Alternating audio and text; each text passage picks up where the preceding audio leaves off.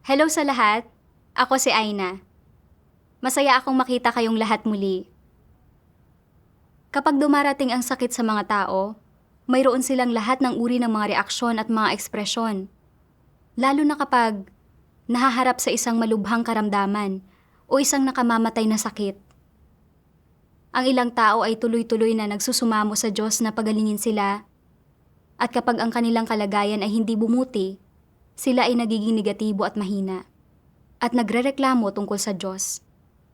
Ang iba ay nag-aalala at balisa buong araw.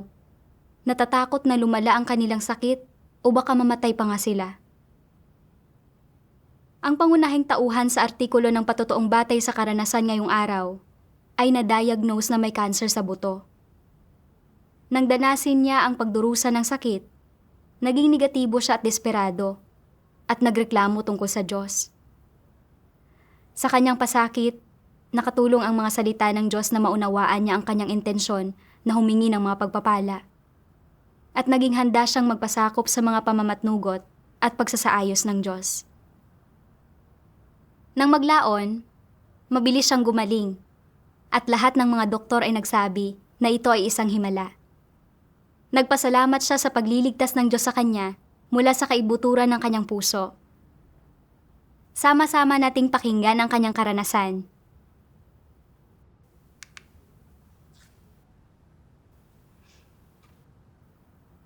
Isang araw noong Oktubre 2019, sumakit ng matindi ang binti ko. At kahit ang pag-inom ng mga painkiller ay hindi nakakatulong. Naisip ko ang isang sister na nagkaroon din ng pananakit ng binti. At pagkatapos ng gamutan sa ospital ay maayos na siya. Naisip ko, malamang naman ay hindi ito malubha.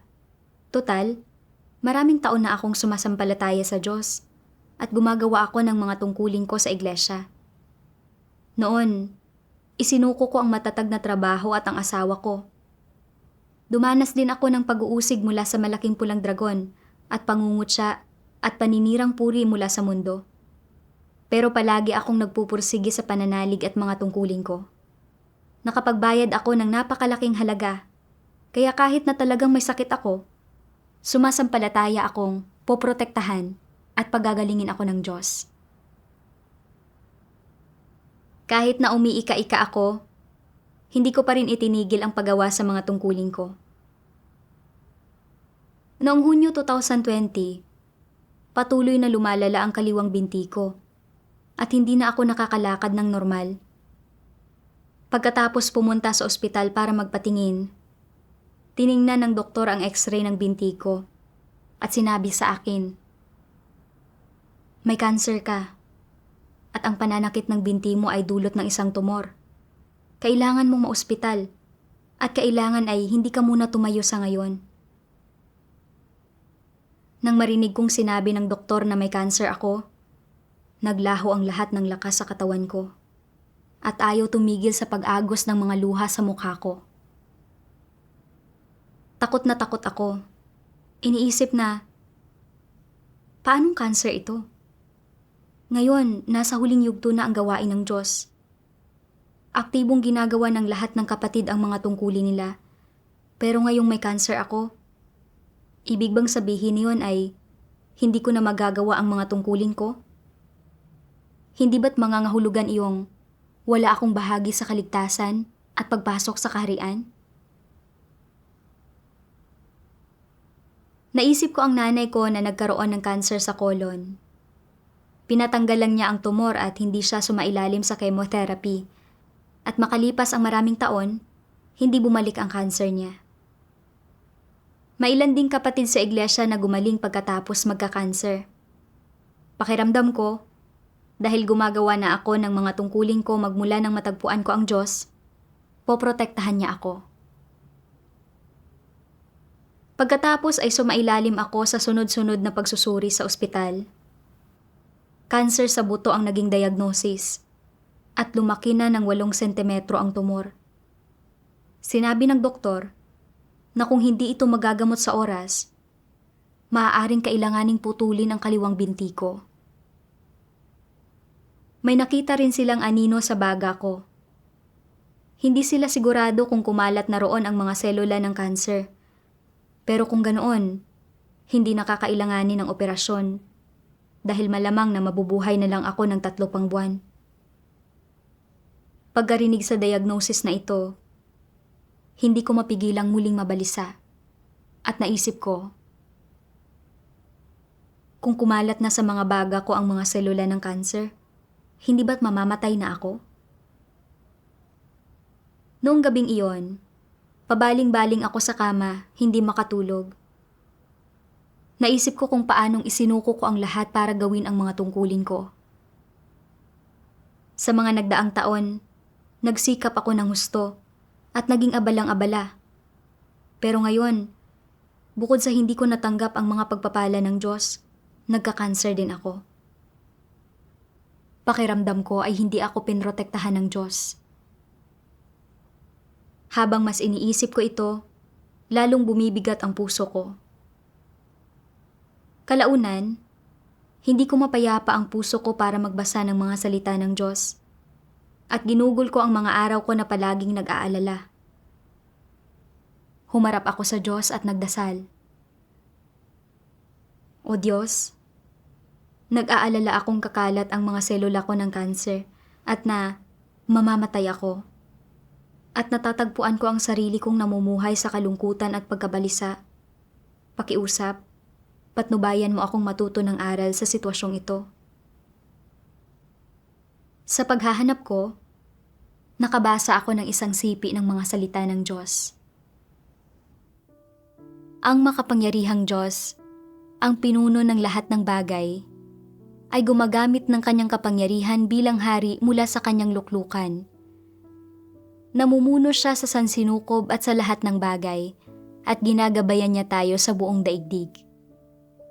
Dapat tayong manatiling malapit sa kanya sa bawat sandali at humarap sa kanya ng may katahimikan nang hindi pinalalampas kailanman ni isang sandali at may mga aral tayong dapat matutuhan sa lahat ng oras.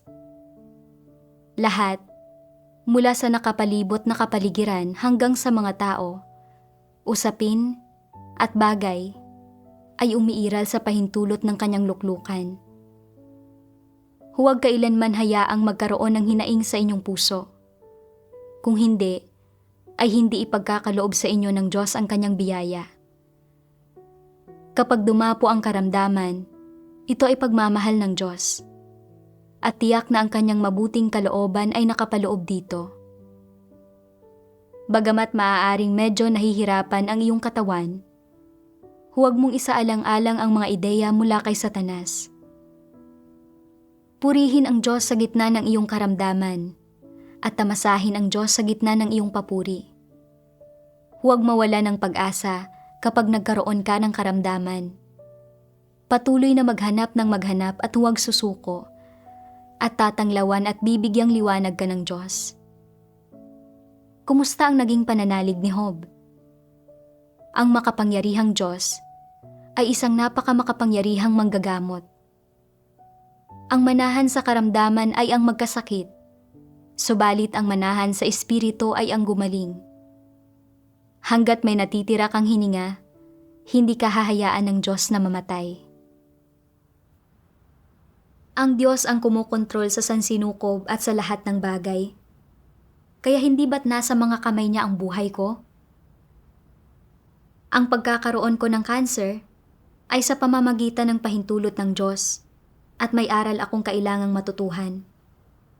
Naisip ko ang karanasan ng isang sister. May rectal cancer siya na nasa huling yugto at sinabi ng lahat ng doktor na hindi na magagamot ang karamdaman niya. Pero patuloy siyang nagdasal sa Diyos, kumain at uminom ng mga salita ng Diyos at nakalagpas sa sitwasyong ito sa pamamagitan ng pag-asa sa pananalig. Sa huli, himalang gumaling ang karamdaman niya. Nakita ko na ang buhay at kamatayan ng tao ay nasa mga kamay ng Diyos, hindi natutukoy ng mga doktor. Kahit na nagkaroon ako ng cancer na ito, kung hahayaan ako ng Diyos na mabuhay, kahit pa kumalat ang mga selula ng cancer, hindi ako mamamatay. Pero kung darating na ang oras ko, walang sino mang makakatulong sa akin. Ang mga bagay na ito ay pawang-pauna ng itinakda ng Diyos. Kailangan kong ipagkatiwala ang sarili ko sa Diyos at habang hinihintay ang mga resulta ko, kailangan kong kumain at uminom ng mas marami sa mga salita ng Diyos at mas lumapit sa Kanya. Kailangan ko talagang umasa sa Diyos at maranasan ang mga salita Niya. Tulad ni Job, kahit paano pa gumawa ang Diyos, dapat akong magpanatili ng isang may takot sa Diyos na puso at magpasakop sa Kanya. Ito ang umaayon sa layunin ng Diyos. Pinayapa ng mga salita ng Diyos ang puso ko at hindi na ako masyadong nabagabag. Makalipas ang kalahating buwan, sinabi ng doktor na hindi kumalat ang mga selula ng kanser at na pwedeng isagawa ang operasyon. Talagang naantig ako at hindi ko mapigilang magpasalamat sa Diyos. Kahit na sinabi ng doktor na talagang malaki ang tumor sa balakang ko at na napakadelikado ng operasyon, hindi na ako natatakot. Dahil sa proteksyon ng Diyos, naging isang malaking tagumpay ang operasyon. Makalipas ang 10 araw, pumunta ako sa isang ospital ng rehabilitasyon para simulan ang pagpapagaling ko. Dahil sa sakit sa buto ng balakang ko at sa pamamanhid ng binti ko, hindi ako makaupo sa wheelchair ng mahigit 1 oras. At kailangan kong uminom ng maraming painkiller kada araw. Hindi rin ako makaikot sa kama at patuloy akong nagigising sa gabi sa sakit. Naisip ko, kailan pa ba matatapos ang mga araw ng paghihirap na ito? Nagdadasal at kumakain at umiinom naman ako ng mga salita ng Diyos. Kaya bakit hindi pa iniibsan ng Diyos ang pagdurusa ko? Kahit kaunting ginhawa lang ay mabuti na at hindi masyadong magiging miserable ang pakiramdam ko. Sa sakit ng mga buto ko, pakiramdam ko ay mas mabuti pang mamatay na ako. Mas gugustuhin ko ng mamatay na lang at makalaya rito. Pero pagkatapos ay naisip ko, hindi ba't nakikipagtalo ako sa Diyos? Sa pagdurusa ko, lumapit ako sa Diyos at nagdasal. O Diyos, masyado akong nanghihina at nasisiraan ng loob. At hindi ko na makayanan ang sakit ng katawan ko. Pakiusap, pigilan mo akong lalong magreklamo o magkasala gamit ang mga salita ko at pakiusap, bigyang daan mo akong makapanindigan sa patotoo ko sa sitwasyong ito. Sa sandaling iyon, naalala ko na naman ang karanasan ni Job at nakahanap ako ng isang sipi ng mga salita ng Diyos para basahin. Sabi ng makapangyarihang Diyos, pagkatapos makuha ang pahintulot ng Diyos, mabilisang pumunta si Satanas kay Job at iniunat ang kamay nito upang pahirapan ang balat ni Job at lagyan ang buo niyang katawan ng mahahapding pigsa at naramdaman ni Job ang sakit sa kanyang balat. Pinuri ni Job ang pagiging kamangha-mangha at kabanalan ng Diyos na si Jehovah, na mas lalong nagpasidhi ng kapangahasan ni Satanas. Dahil nakadama ito ng kaligayahan sa pamiminsala sa tao, iniunat ni Satanas ang kamay nito at kinayas ang laman ni Job, na naging dahilan upang magnana ang kanyang mahahapding pigsa. Agad na naramdaman ni Job ang walang kapantay na sakit at paghihirap sa kanyang laman.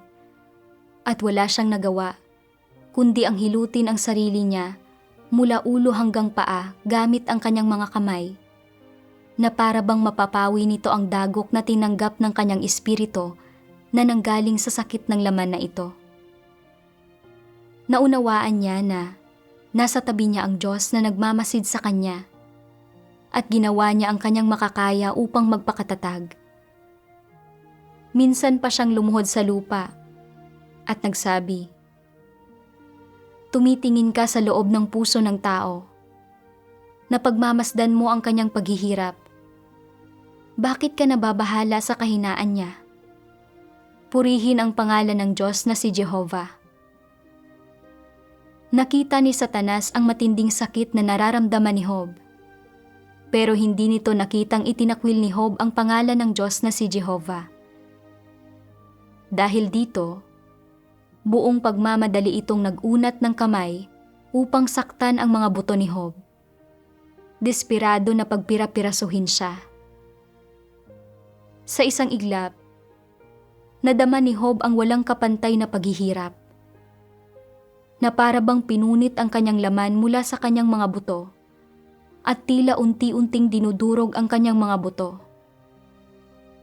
Dahil sa matinding pagdurusang ito, naisip niya na mas mabuti pa ang mamatay. Umabot na sa hangganan ang kanyang kakayahang magtiis. Nais niyang sumigaw. Nais niyang pilasin ang balat sa kanyang katawan upang bawasan ang sakit. Ngunit pinigilan niya ang kanyang pagsigaw at hindi niya pinilas ang balat sa kanyang katawan sapagkat hindi niya nais na makita ni Satanas ang kanyang kahinaan. Kaya't muli siyang lumuhod. Ngunit sa pagkakataong ito, ay hindi niya nadama ang presensya ng Diyos na si Jehovah. Alam ni Job na ang Diyos na si Jehovah ay madalas na nasa kanyang harapan, likuran, at magkabilang panig. Ngunit sa panahon ng kanyang paghihirap, ang Diyos ay hindi kailanman tumingin. Tinakpan ng Diyos ang kanyang mukha at nagtago. Dahil ang kahulugan ng paglikha ng Diyos sa tao ay hindi upang pahirapan ang tao. Nang sandaling iyon, si Job ay umiiyak at ginagawa ang lahat ng kanyang makakaya upang pagtiisan ang pisikal na pagdurusa. Subalit hindi niya mapigilan ang sarili niya na magpasalamat sa Diyos. Ang tao ay bumabagsak sa unang dagok. Siya ay mahina at walang kapangyarihan. Siya ay musmos at mangmang. Bakit mo na naisin na maging mapag-alaga at mapagmahal sa Kanya? Hinampas mo ako, ngunit nasasaktan kang gawin ito. Anong mayroon ang tao na karapat-dapat sa iyong pag-aalaga at pag-aalala? Umabot ang mga panalangin ni Job sa mga tainga ng Diyos, at ang Diyos ay tahimik, nanonood lamang ng walang imik. Pagkatapos basahin ang mga salita ng Diyos, naluha ako. Nakita ko ang lahat ng paraan ng pamiminsala ni Satanas kay Job. Nagnaknak ang mga pigsa ni Job, at dahil sa pananakit ng laman at mga buto niya, pakiramdam niya ay mas mabuti pang mamatay kaysa mabuhay. Pero pinigilan niya ang mga paghiyaw niya. At lumuhod siya para magdasal sa Diyos. At tiniis niya ang matinding sakit nang hindi nagsasabi ng ni isang reklamo, at pinuri pa rin niya ang banal na pangalan ng Diyos. Sa huli, nanindigan siya sa patotoo niya. Ipinapahiya si Satanas. Nang ikumpara ko ang sarili ko kay Job, talagang nahiya ako. At nakita ko kung gaano kaawa-awa ang pagiging maliit ng tayog ko. Sinabi ko sa harapan ng Diyos na magpapasakop ako sa Kanya at tatanggapin ko ang mga pagsubok niya. Pero nang magpatuloy ang sakit ng katawan ko, nagsimula akong makipagtalo sa Diyos. Hinihingi sa Kanyang ibsan ang pagdurusa ng katawan ko at ginusto ko pang gamitin ang kamatayan ko para pilitin ang Diyos. Talagang wala ako sa katwiran. Gusto kong tularan ang halimbawa ni Job at manindigan sa patotoo ko tungkol sa Diyos. At anumang sakit sa mga buto o hirap sa katawan ko, hindi ako pwedeng magreklamo. Kahit na masyado akong nahihirapan dahil sa sakit ng katawan ko, tinutustusan naman ako ng mga salita ng Diyos. At araw-araw ibinabasa ko ang mga patotoo ng mga kapatid na batay sa karanasan. Pinakikinggan ang mga sermon at pagbabahaginan tungkol sa buhay pagpasok, at hindi na masyadong naghinanakit ang puso ko. Hindi nagtagal, isang hapon, biglang nagsimulang labasan ng maraming nana at dugo ang sugat ko. At pagkatapos kuhanan ng doktor ng x-ray, natuklasan niyang natanggal ang suportang kaha sa hita ko at kailangang muling ikabit. Pagkatapos ng operasyon, nagkaroon ako ng mataas na lagnat na ayaw humupa at nasa bingit na ako ng kamatayan.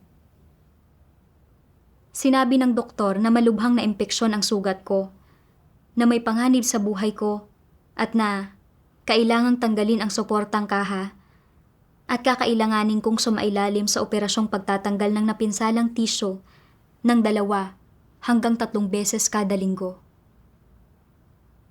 Sa tuwing may MRI ako, kailangan kong humiga ng mga 40 minuto at napakasakit ng puwetan ko na parang tinutusok ang mga iyon ng isang matalim na bagay. Sa sandaling iyon, tuluyan na akong nanlupaypay. Iniisip na, malubha ang karamdaman ko. Kalimutan na ang gumaling at makalakad ulit. Anumang sandali ay pwede akong mamatay. Pinaparusahan kaya ako ng Diyos? Hindi ba naaalala ng Diyos ang mga nagawa kong sakripisyo? At kung paano ko ginugol ang sarili ko? Maaaring wala akong anumang naiambag, pero nakapagtiis ako ng paghihirap. Mas mabuti pang mamatay kaysa magpatuloy ng ganito. Pero ang paghahangad sa kamatayan ay hindi naaayon sa layunin ng Diyos. Pero hindi ko na talaga kayang tiisin ang palagiang sakit na ito. Sana ay maibsan ng Diyos ng kaunti lang ang pagdurusa ko. Bakit ba hindi ako pinapakitaan ng Diyos ng awa at hindi pinagagaling ang karamdaman ko?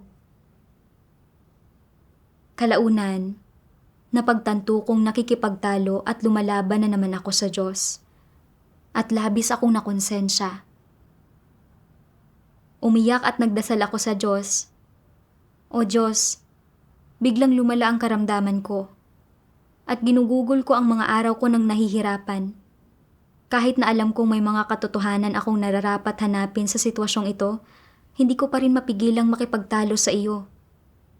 Talagang mapaghimagsik ako. O Diyos, pakiusap. Bigyang liwanag at patnubayan mo akong malaman ang mga isyu ko. Pagkatapos magdasal, nakabasa ako ng isang sipi ng mga salita ng Diyos. Napakaraming naniniwala sa akin para lamang pagalingin ko sila. Napakaraming naniniwala sa akin para lamang gamitin ko ang aking kapangyarihan upang itaboy ang maruruming espiritu mula sa kanilang mga katawan.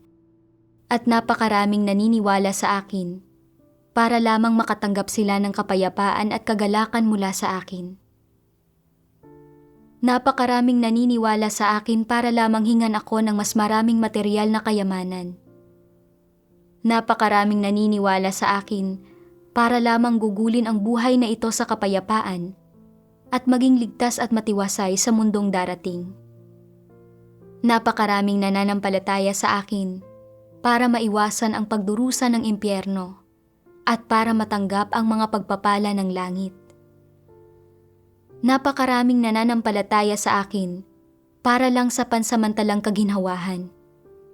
Ngunit hindi naghahangad magkamit ng anuman sa mundong darating. Kapag ibinuhos ko ang aking matinding galit sa mga tao at binabawi ko ang lahat ng kaligayahan at kapayapaan na dati nilang taglay, napupuno sila ng pagdududa. Kapag ibinigay ko sa mga tao ang pagdurusa ng impyerno at binabawi ko ang mga pagpapala ng langit, nagagalit sila ng husto. Kapag hinihiling sa akin ng mga tao na pagalingin ko sila at hindi ko sila pinapakinggan at namuhi ako sa kanila, nililisan nila ako upang sa halip ay hanapin ang paraan ng panggagaway at pangkukulam. Kapag inaalis ko ang lahat ng hiningi ng mga tao sa akin, naglalaho silang lahat ng walang bakas. Sa makatwid, sinasabi ko na ang mga tao ay may pananalig sa akin sapagkat masyadong masagana ang biyaya ko at dahil masyadong maraming pakinabang na makakamit. Tumago sa puso ko ang bawat salita ng Diyos Ang kalagayan at pag-uugali ko ay eksakto sa inilantad ng Diyos. Hindi ko tinatrato bilang Diyos ang Diyos sa pananalig ko. Tinatrato ko lang ang Diyos bilang isang doktor na pwede kong hinga ng biyaya at mga pagpapala. Ang magawang tumalikod sa lahat ng bagay para magawa ang mga tungkulin ko sa pananalig ko sa Diyos ay para lang makatanggap ng biyaya at mga pagpapala galing sa Diyos. Inakala kong basta't masipag kong gagawin ang tungkulin ko, magdurusa at magbabayad ng halaga, kung magkakasakit ako, poprotektahan at pagagalingin ako ng Diyos. Naniwala ako na kapag dumating ang malaking kalamidad, mabubuhay ako at maililigtas ng Diyos at makakapasok sa kaharian niya.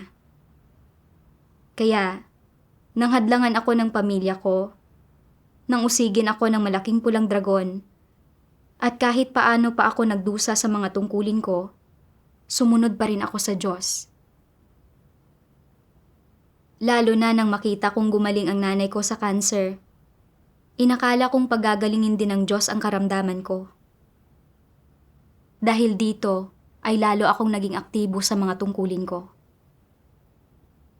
Pero nang magdusa ako sa pagpapagamot ko, nang magsimulang lumala ang kondisyon ko, at nang maharap ako sa kamatayan, nakipagtalo ako sa Diyos at nagreklamo.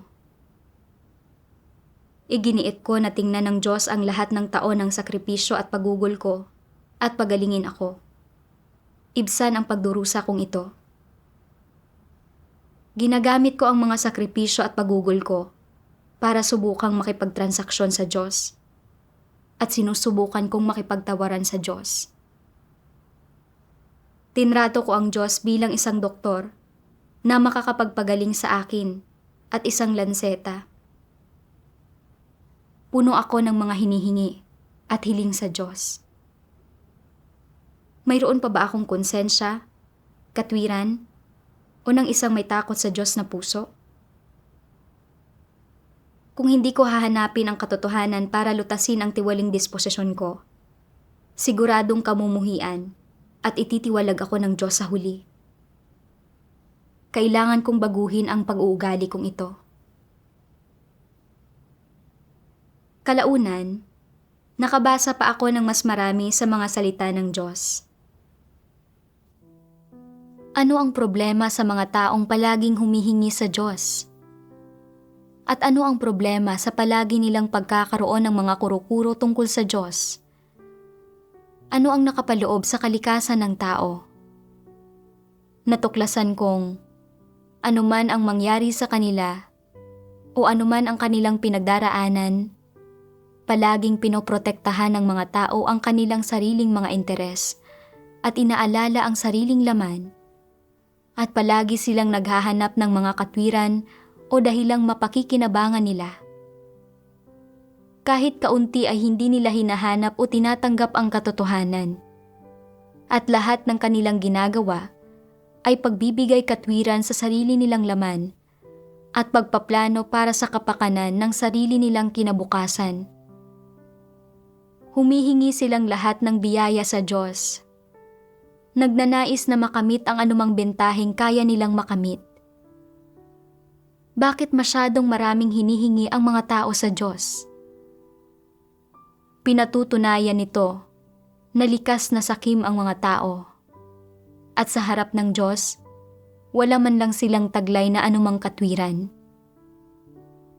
Sa lahat ng ginagawa ng mga tao, sila man ay nagdarasal o nagbabahaginan o nangangaral, ang kanilang mga paghahangad, kaisipan, at minimithi, ang lahat ng bagay na ito ay paghiling sa Diyos at pagtatangkang humingi ng mga bagay sa Kanya. Ginagawa ang lahat ng ito ng mga tao sa pag-asang may makamit mula sa Diyos.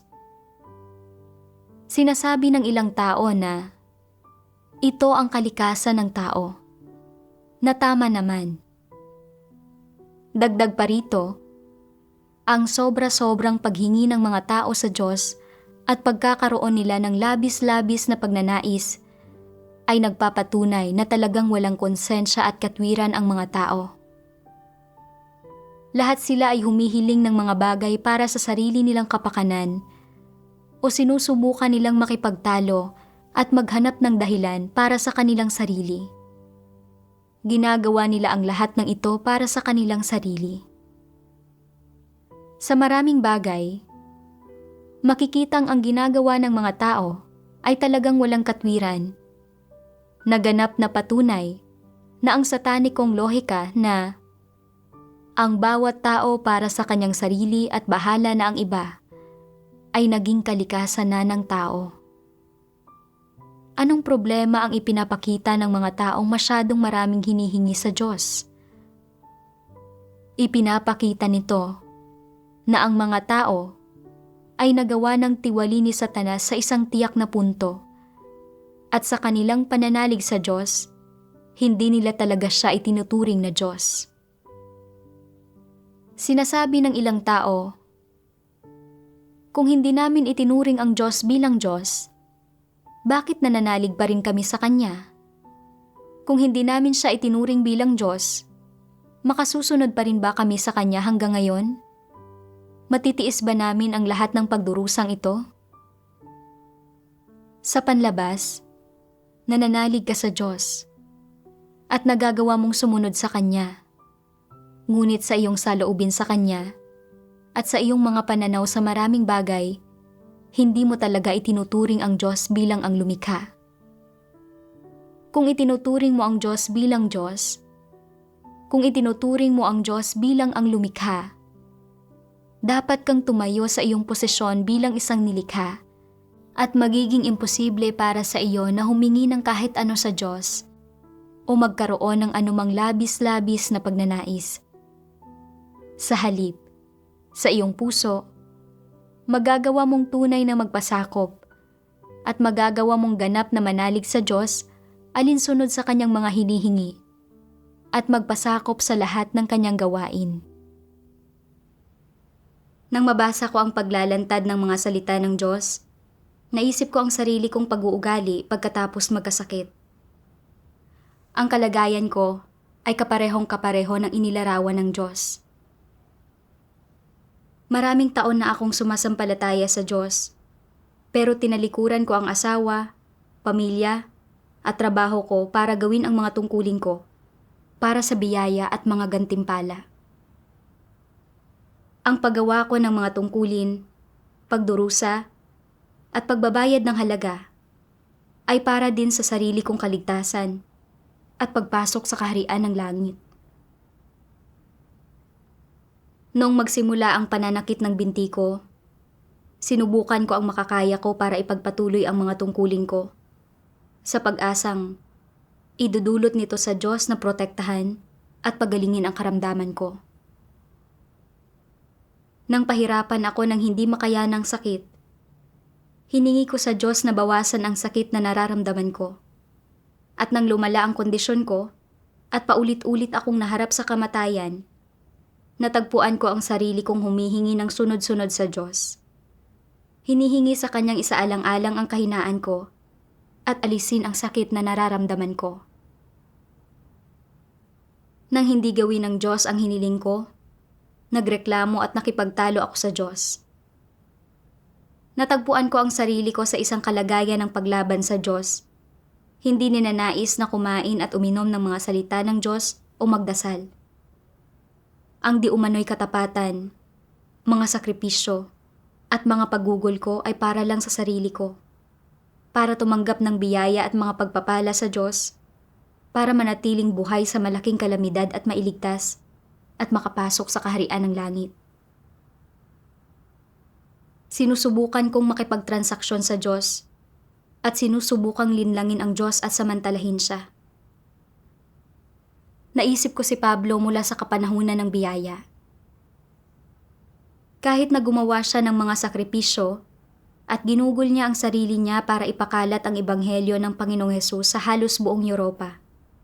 Sa huli, sinabi niya, "Nakipagbaka na ako ng mabuting pakikipagbaka. Natapos ko na ang aking takbo. Napanatili ko ang pananalig. Buhat ngayon ay natataan sa akin ang putong ng katuwiran.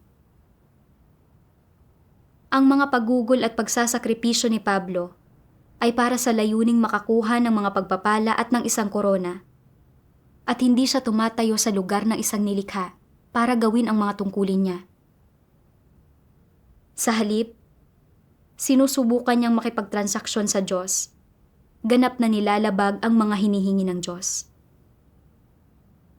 Tinahak ni Pablo ang isang landas ng paglaban sa Diyos at sa huli, pinarusahan siya ng Diyos. Hindi ba't katulad lang ng kay Pablo ang pananaw ko sa kung ano ang dapat hangarin at ang landas na tinatahak ko sa pananampalataya sa Diyos? Matuwid at banal ang Diyos. At kahit na maraming taon na akong sumasampalataya sa Diyos, hindi nagbago ang layunin kong maghangad ng mga pagpapala. Wala akong sinseridad o pagmamahal sa Diyos at hindi talaga nagbago ang disposisyon ko. Sa anong paraan ako karapat-dapat sa mga pagpapala o na pumasok sa kaharian ng Diyos? Ang pagtalikod sa lahat ng bagay ay hindi nagbibigay sa akin ng kapital. At ang pagdurusa at pagugol sa sarili ko para gawin ang mga tungkulin ko ay hindi isang kondisyon na nangangahulugang pwede ko nang subukang makipagtransaksyon sa Diyos. Dapat ko lang gawin ang mga ito bilang isang nilikha.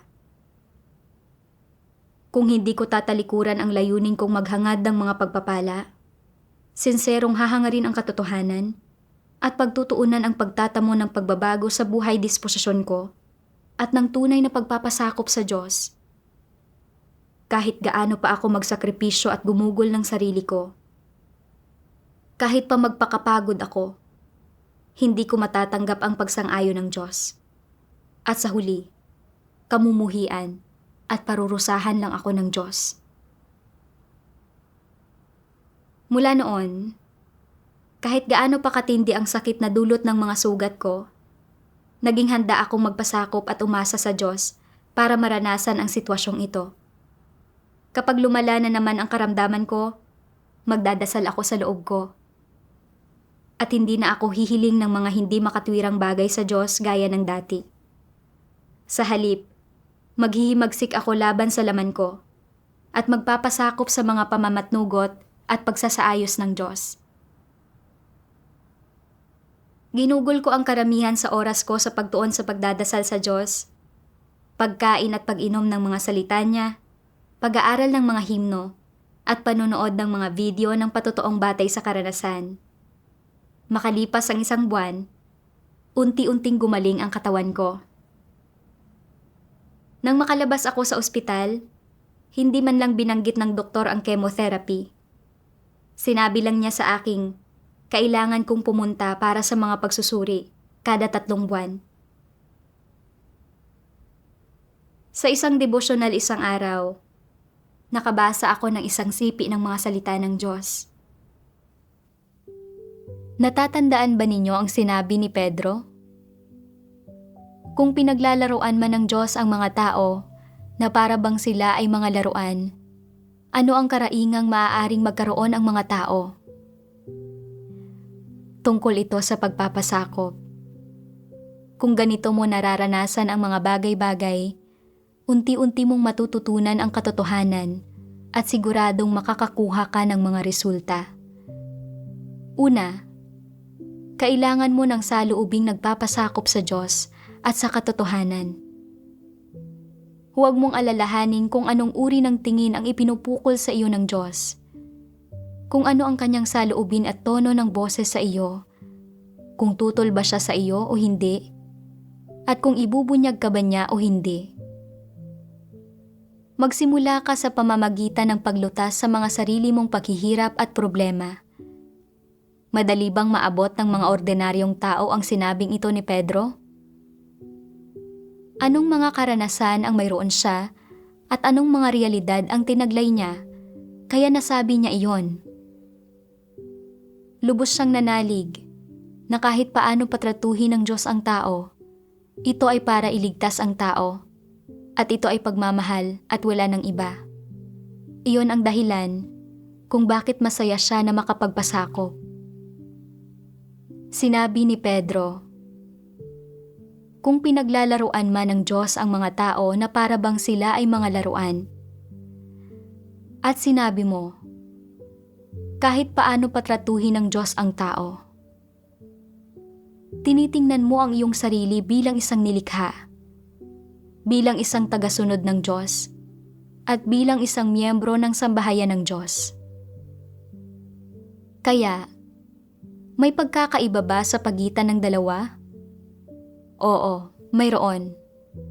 May pagkakaiba. Ano ang pagkakaiba sa pagitan ng isang laruan at ng isang tao? Ang isang laruan ay wala talagang kabuluhan. Wala itong kwenta. Isang abang bagay. Tawagin mo itong laruan o tawagin mo man itong hayop, ganoong uri ng bagay ito. Pero paano naman ang isang tao? Ang isang tao ay may mga kaisipan at may utak. Nagagawa niyang magsalita at gumawa ng mga bagay at kaya niyang gumawa ng mga normal na aktibidad ng tao. Kung ikukumpara sa laruan, may kaibahan ba sa halaga at katayuan ng isang tao? Kung itinuturing kang isang tao, anong uri ng pagtrato ang hihingin mo? Naigalang ka, nakonsultahin ka, naisaalang-alang ang damdamin mo, nabigyan ka ng sapat na espasyo at kalayaan, at na isaalang-alang ang iyong dignidad at reputasyon. Ganoon tinatrato ang mga tao. Pero paano ang mga laruan? Wala talagang kabuluhan ang mga ito. Pwedeng sipain ang mga ito. Pwede mong gamitin ang mga ito kapag gusto mong gamitin ang mga ito at ihagis sa isang tabi kapag ayaw mo. Angkop na sabihin iyon. Ito ang kailangan ninyong sabihin tungkol sa pagtrato sa mga laruan. Kaya paano ninyo ilalarawan ang pagtrato sa isang tao bilang isang laruan?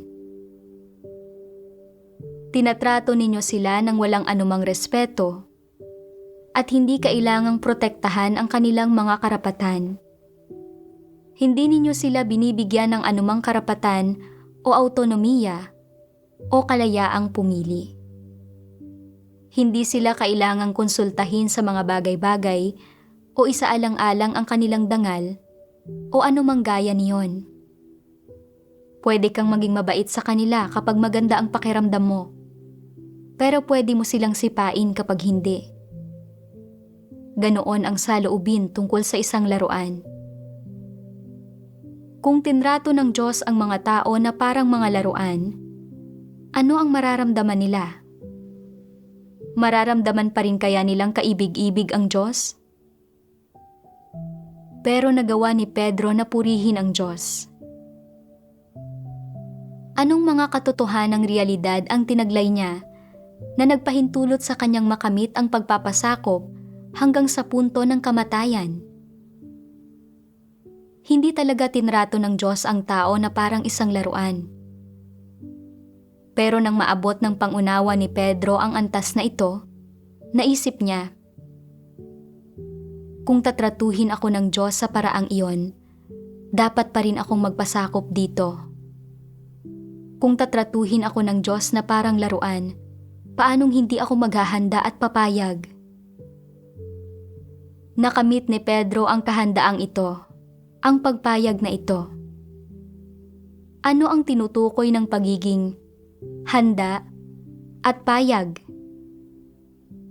Ipasailalim ang sarili sa mga pamamatnugot ng Diyos at sa lubos na pagpapasakop sa mga ito.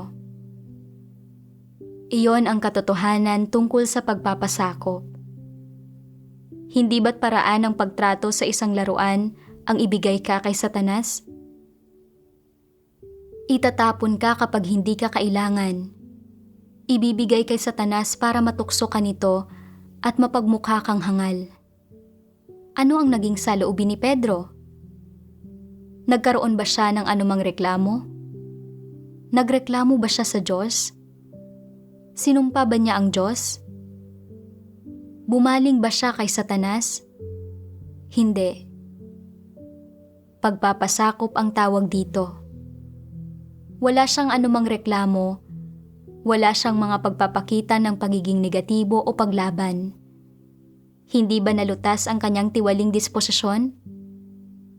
Ito ay perpektong umaayon sa Diyos. Hindi ito usapin ng kung pagtataksilan ba niya ang Diyos o hindi. Usapin ito ng saan man ako ilagay ng Diyos, nasa puso ko ang Diyos. Saan man ako ilagay ng Diyos, ako ay sa Kanya. Kahit gawin pa niya akong abo, mananatili akong sa Diyos. Hindi ako kailanman babaling kay Satanas. Nagawa niyang maabot ang antas na ito ng pagpapasakop. Madali itong sabihin, pero mahirap itong gawin. Kailangang nagtataglay ka ng katotohanan sa ilang panahon hanggang sa makita mo ang lahat ng ito ng kumpleto at malinaw. Sa gayon, ay magiging lalong mas madali ang pagsasagawa ng katotohanan. Patuloy kong pinag-isipan ang mga salitang ito ng Diyos. At sa wakas ay naunawaan ko kung bakit ginamit ng Diyos ang karanasan ni Pedro bilang isang halimbawa para tularan natin. Sinabi ni Pedro, kahit pa pinaglalaroan ng Diyos ang mga tao na para bang mga laruan sila, ano ang magiging reklamo ng mga tao? Nakapagpasakop si Pedro sa mga pamamatnugot at pagsasaayos ng Diyos. At kahit sa panahon ng mga pagsubok at pagpipino, nakakuha siya ng kagalakan sa paghatol at pagkastigo ng Diyos at nagkaroon siya ng may takot sa Diyos na puso. Sinabi ni Pedro na kahit patratuhin siya ng Diyos na parang isang laruan, wala siyang magiging reklamo. Tumayo si Pedro sa karapat-dapat na lugar niya. Hindi nagkaroon ng pagnanais na makipagtransaksyon o humingi sa Diyos, at nagpasakop lang. At kahit ano pa ang ginawa ng Diyos, hinayaan niya ang Diyos na mamatnugot sa lahat ng bagay. Sa huli, nagawang perpekto ng Diyos si Pedro. Naisip ko kung paanong hindi ako tumayo sa karapat-dapat na lugar ko nang magkasakit ako. At kung paanong naghangad lang ako ng kapayapaan para sa laman ko. Nang hindi tinupad ng Diyos ang mga kahilingan ko, nagdusa ang katawan ko, at nasira ang pagnanais ko sa mga pagpapala, sinubukan kong makipagtalo at makipagkumpetensya sa Diyos. At naisip ko pang ang tapusin ang lahat.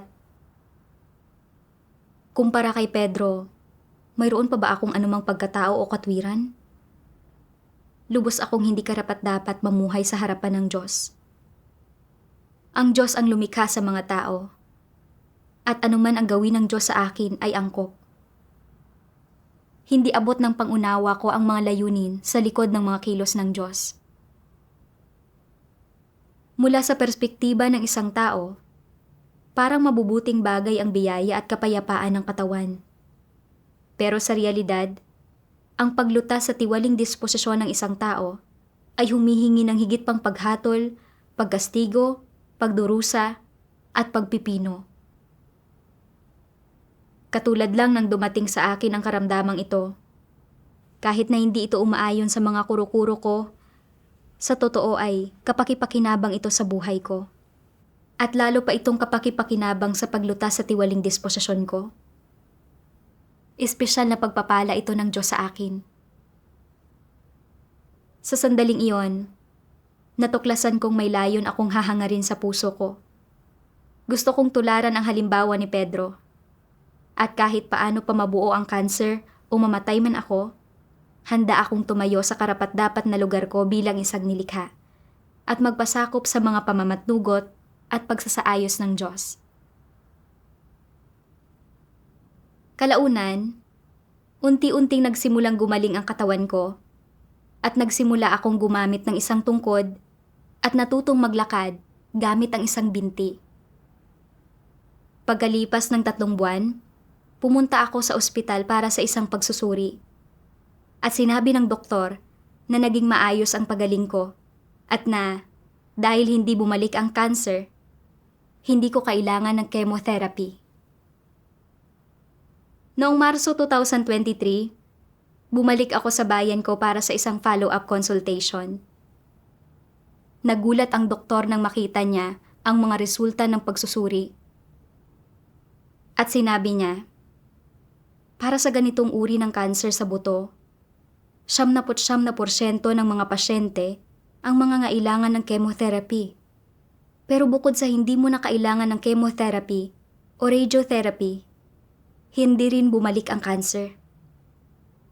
Talagang isa itong himala.